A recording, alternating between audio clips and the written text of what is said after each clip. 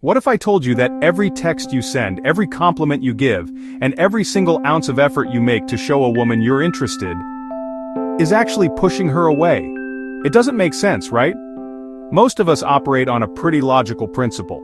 If I want her to like me, I have to show her I like her. So we pursue, we text, we plan, we chase, and for a lot of you, that chase ends the same way every time, with a polite, "Let's just be friends," or even worse, the soul-crushing silence of being left on read. Sound familiar? You did everything you were supposed to. You were nice, you were available, you were crystal clear about your intentions, and you were met with a confusing, frustrating lack of interest. It feels like a paradox, but what if it's not? What if it's a psychological dynamic you've been accidentally working against this whole time? Over the next few minutes, we're going to unpack the hidden psychology of attraction. We'll explore why pulling back can completely reverse the dynamic, transforming you from the one who chases into the one who is chased. And let's be clear, this isn't about playing manipulative games. This is about understanding the fundamental wiring of human desire. Let's get right to the problem. The relentless pursuit, the constant availability, the immediate text backs. This strategy usually comes from a good place. You want to show you're reliable, you're keen, but what you see as reassuring, she might perceive as a lack of challenge and ultimately, a lack of attraction. Think about it this way. Why are diamonds so valuable? It's not just their sparkle, it's their rarity. As humans, we're often wired to place a higher value on things that are harder to obtain. This is a well-known concept called the Scarcity Principle. It's a trigger that works in economics, in luxury goods, and yes, it can pop up in romance too. When you make yourself constantly available, you accidentally signal that your time and attention aren't scarce. You become predictable, and your perceived value can take a hit.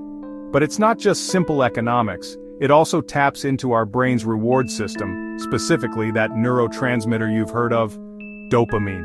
Dopamine is often called the pleasure molecule, but that's a bit of a misnomer. It's more accurately the anticipation molecule. Your brain doesn't just release dopamine when you get a reward, it releases a ton of it in anticipation of a potential reward. It's the thrill of the chase, the excitement of the maybe, that really gets our circuits firing. When you're always on, always available, you can accidentally remove all the anticipation. You kill the uncertainty. The brain's reward system, which loves a little unpredictability, doesn't have much to look forward to. The excitement fades. Some attraction research has shown that a little mystery can pique interest. In one well-known study, female participants were most attracted not to the men they knew for sure liked them, but to the men whose feelings were uncertain. Why? Because that uncertainty made them think about those men more, and their minds interpreted those extra thoughts as genuine liking. However, let's be real. This is a nuanced area. Other studies show that relational uncertainty can actually decrease attraction, and that clear expressions of interest are what build appeal. The takeaway isn't that being clear is bad. In fact, a 2025 survey of young singles shows emotional intelligence and honesty are now top priorities, with poor communication being a major deal breaker. The mistake isn't showing interest, it's the needy, overeager pursuit that smothers any spark of mystery before it can catch fire. It removes all psychological tension, and without tension, there's no pull.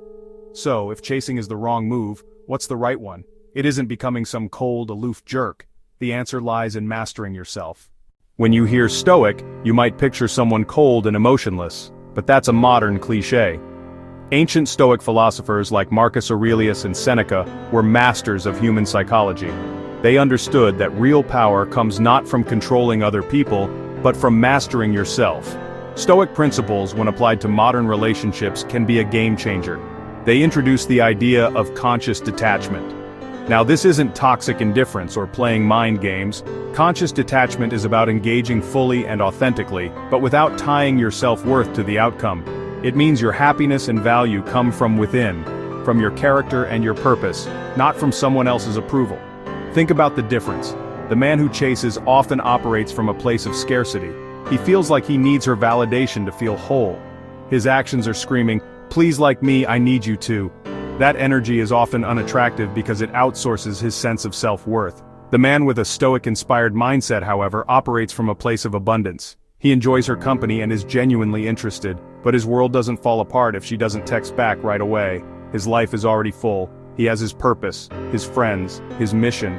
Her presence is a fantastic addition to his life, not the center of it. His value is intrinsic. It's not a gift from her attention. The Stoics taught that we should focus only on what we can control, our own thoughts, actions, and character. We can't control how someone else feels. By letting go of the need to control her response, you paradoxically become more attractive. You're no longer trying to force an outcome, so your interactions feel lighter, more genuine, and free from the weight of neediness. This isn't about pretending not to care. It's about genuinely getting to a place where you're okay no matter what happens. As Seneca wrote, "To be everywhere is to be nowhere." If you lose yourself trying to be everything for someone, you become nothing. A magnetic man isn't detached because he's cold, he's detached from the outcome because he is secure in himself. This mindset shift is the foundation, and from it, we can build practical strategies that trigger attraction naturally. Once you start embracing this mindset of conscious detachment, you can use specific psychological triggers that create attraction without the chase. This isn't about memorizing lines, it's about aligning your behavior with the principles of value and desire. Trigger 1. The uncertainty effect, the science of intrigue. As we touched on, our brains are fascinated by uncertainty. Predictability can get boring, but a little unpredictability wakes up the dopamine system, creating excitement and a desire to know more. But a crucial warning. In its extreme form, this is called intermittent reinforcement, a pattern seen in manipulative and toxic relationships. That is not what we're aiming for. We are talking about healthy, natural uncertainty that comes from you having a full life. So how do you create it? It's not by ghosting someone for 3 days to play a game. It's by genuinely being busy. It's by not making your phone your #1 priority. When you're at the gym, be at the gym. When you're focused on a project, be focused. When you're out with your friends, be present with them. This means you won't always text back immediately. Not because you're playing hard to get, but because you are genuinely hard to get. Your attention is valuable. This creates natural space in your communication. And in that space, she has the chance to think about you, wonder about you, and anticipate hearing from you. That anticipation is where attraction grows. Trigger 2. Effortless high value, the abundance mindset. This trigger is all about showing, not telling. A lot of men try to prove their value by listing accomplishments or flashing money. This is a try-hard approach that usually screams insecurity. Effortless high value is shown through your actions and mindset. It flows directly from the Stoic idea of internal validation. Your value isn't your car or your job title, it's your character, your confidence, your purpose. How do you show this? First, have a mission in your life that's more important than any single person. When a woman sees you're passionate about your purpose, she sees you have a world she can be invited into. You're the main character in your own story, not a background actor waiting for a line. Second, be the one who evaluates too. Many men go into dates hoping to be chosen, putting her on a pedestal and asking, "Am I good enough for you?" The high-value man subtly flips this. He's also figuring out if she's a good fit for his life. This isn't about being arrogant, it's about having standards. You do this by asking interesting questions, not being afraid to disagree playfully, and not acting like a nodding doll desperate for approval. This signals you have options, and you choose carefully. It's an energy of relational abundance, not scarcity. Trigger 3. The gift of emotional space. Allowing her to invest attraction needs investment from both sides. When you do all the chasing, you're doing all the investing. You're sending the texts, making the plans, and providing all the emotional heavy lifting. You leave no room for her to invest in you. Giving emotional space is the practical side of letting go. It creates a small vacuum that she feels a natural pull to fill. This taps into a psychological concept known as effort justification. When a person puts effort into something, they tend to value it more. By stepping back and allowing her to take initiative sometimes, you're giving her the gift of investing in the dynamic. Of course, this is a balancing act. If you never initiate, you'll just seem disinterested. The key is a dance of reciprocity. You lead, then you step back and see if she steps forward. You show interest, then you pull back into your own life, giving her the space to miss you and want your presence again. Research shows that while playing hard to get can be effective, it can also backfire if it's overdone and comes off as genuine disinterest. It's all about finding that sweet spot. If this breakdown of attraction psychology is making sense, and you're starting to see where you might have been going wrong, do me a quick favor and hit that subscribe button. We go deep on these topics every week, giving you the tools to not just date more effectively, but to become a more confident, self-assured man. And go ahead and like the video, it helps spread the message to other guys who need to hear it. The 7-day transformation. putting conscious detachment into practice. Knowing the concepts is one thing, living them is another. So here's a concrete 7-day plan to start building these habits and resetting your internal framework. This isn't about becoming a new person in a week, it's about taking the first solid steps. Day 1, the honest audit. Today is about brutal honesty with yourself. Look at your recent texts and interactions. Are you over-texting, constantly seeking validation, dropping everything the second she shows interest? Just acknowledge your patterns without judging them. As the Stoics teach, self-awareness is the first step to change. Day 2, create intentional space. Your job today is to consciously cut out unnecessary contact. That means no good morning texts unless that's already an established thing. No sending random memes just to get a reply. Make your communication more impactful by making it less frequent. Day 3, set one boundary. Today you're going to set one small, personal boundary. It could be telling a friend, hey, I can't talk right now, I'm deep into a project, but I'll hit you back tonight. Or if a woman you're seeing asks for a last-minute hangout and you're wiped, you say, I'd love to see you, but tonight's my recharge night, how about Saturday? You're teaching yourself and others that your time and energy are valuable. Day 4, re-engage with your mission.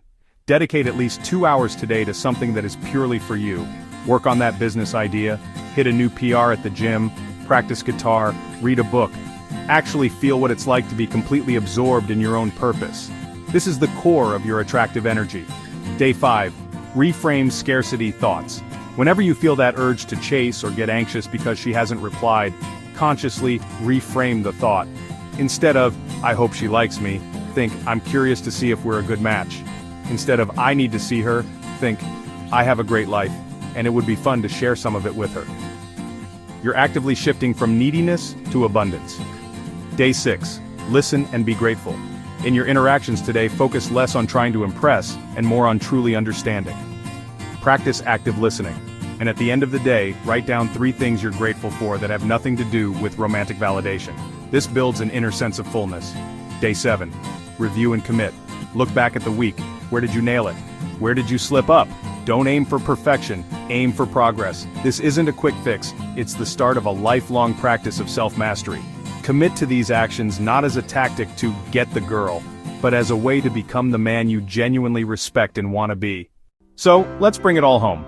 We've torn down the myth of the chase, looked at the neuroscience of anticipation, and borrowed some timeless wisdom from the Stoics. The core message is this: the powerful attraction that sparks when you pull back isn't a trick. It's a natural response to a man who has undeniable internal value. It's the attraction to confidence, to self-respect, and to a man who is passionate about his own life, a man whose happiness doesn't depend on her approval. When you shift your focus from pursuing her to pursuing your own excellence, you stop seeking validation and start commanding respect. You become the prize. This isn't about ignoring women, it's about paying more attention to yourself. It's about building a life so full and interesting that a great relationship becomes a fantastic complement to it, not the sole focus of it. That is the ultimate reversal of the dynamic. When you no longer need her to chase, you might be surprised who starts running. If this video hit home for you, subscribe to the channel for more deep dives into the psychology of attraction, confidence, and self-mastery. Drop a comment below with your biggest takeaway from today's video. I read every single one. Thanks for watching.